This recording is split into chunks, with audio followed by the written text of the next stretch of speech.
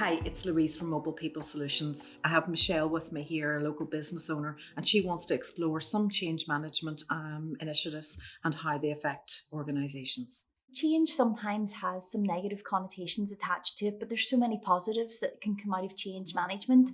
What sort of experiences has Opal People Solutions supported businesses through around the area of change management? Um, Michelle, it's been such a hugely diverse area. In recent times, we've done an awful lot of redundancies, downsizing. I prefer a positive connotation of right sizing, making your organisation size fit for what your current requirements are. I've done an awful lot of organisational restructures. A lot of those come about as a result of a small organisation that has maybe grown quite rapidly. It has changed and it has evolved without maybe any HR strategy aligned with it. So the structure just isn't fit for purpose at this point in time. You know, you can have too many people reporting to one particular manager, so their span of control is far too wide, or it doesn't make sense anymore that that's the function that an individual reports to, or the organisation is just cumbersome and ineffective because of their structure. TUPE is another, transfer of undertakings, protection of employment, which happens when one organisation buys another organisation or acquires a particular part of that organisation. And cultural change is another huge issue, and in many ways much more difficult to deal with than some of the other change initiatives. And why do you think it's so important to have HR support or advice through these different processes or these areas of change? Ultimately, with the exception of culture, every single one of them poses risk to the organisation, and that risk being litigation.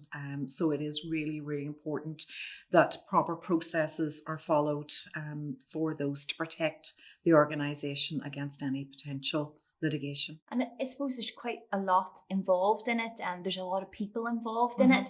How do you establish what a business actually needs from an HR perspective? From listening to the client. Obviously, the more people involved outside of the client themselves, so ideally the senior management team, the more people involved, the more diverse the opinion, the more likelihood that you're going to get to the right solution for the client. You'll always have a devil's advocate in any scenario, and they are invaluable for the different perspective they bring.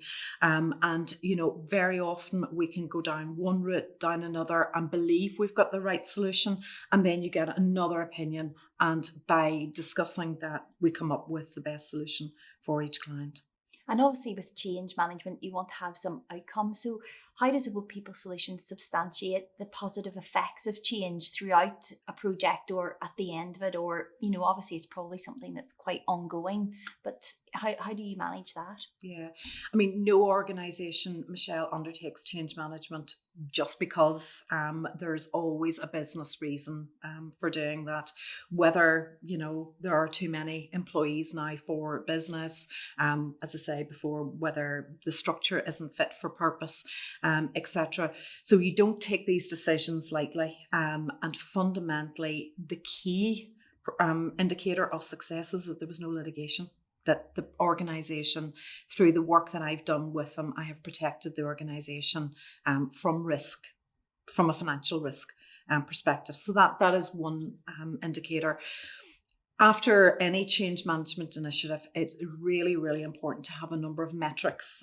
Obviously, from my point of view, I'm very focused on the people metrics. So absence, labour turnover, employee engagement, satisfaction levels, even surprisingly enough, amount of accidents can be very much indicator of dissatisfaction within the organisation. So I like to focus in on those metrics, measure them in the first instance, and then let's see how those change. Obviously, there are other metrics, there'll be financial metrics very much that we'll look at as well, and make sure that there is a positive impact on your bottom line. I mean, ultimately, for example, in our redundancy, which I like to think of as right sizing, getting your organisation fit for purpose, you will have costs, chances are there are, ideally, if we can get a cost neutral payback, but if not, you're probably looking at anything up to a 2-year payback. And once, that's very easily seen on the bottom line.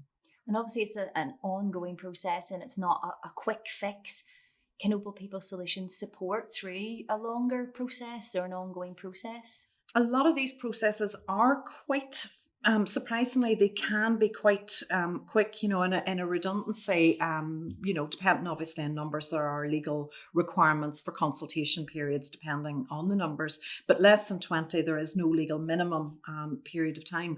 So if I can work with them, do the scoping meeting, I prepare the business case for the organisation, which is very much a document that you would use in litigation proceedings, because it shows that you genuinely had a reason for doing this, that you examined all potential other ways that you could deal with the particular scenario, that, there was a genuine and meaningful consultation process. But there is no reason why you couldn't complete that in 6 to 8 weeks. So no, those sort of initiatives don't tend to be very complex, not complex in terms of time. Culture is a whole different animal. Culture change is not just something that I can come in a half day once a fortnight and try and make meaningful change. Culture is the way we do things around here. Culture is doing the same thing day in, day out, and being consistent. So whatever you see the vision for your organisation, you need to live and breathe that every day. So it's not something that a consultant is going to come in and wave a magic wand, but certainly, obviously, we can help support cultural change within an organisation.